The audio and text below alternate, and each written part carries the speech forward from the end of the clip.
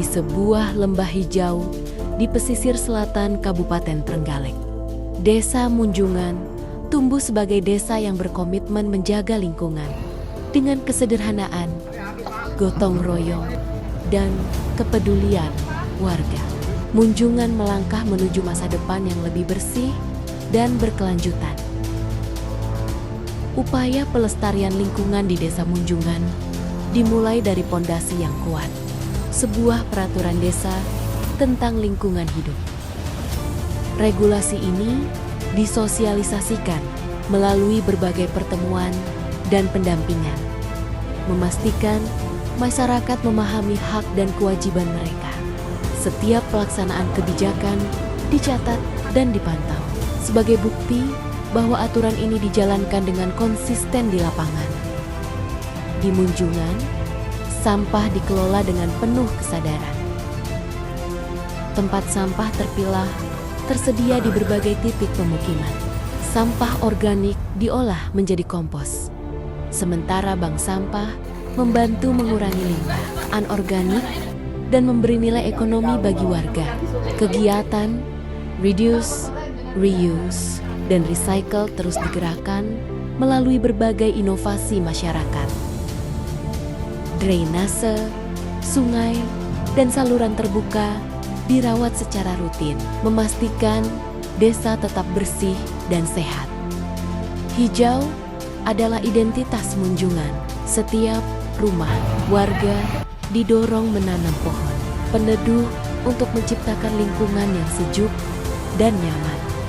Ruang terbuka hijau di tingkat RT dan RW dikelola bersama, menjadi tempat interaksi dan ruang hidup bagi warga. Pekarangan dimanfaatkan untuk tanaman toga, sayuran, hingga perikanan kecil.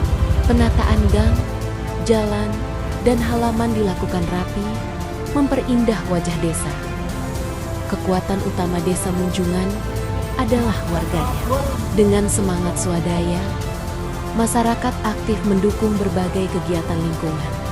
Kader lingkungan menjalankan program kerja terstruktur, sementara kerja bakti rutin memperkuat kebersamaan. Papan imbauan dipasang di berbagai titik sebagai edukasi masyarakat.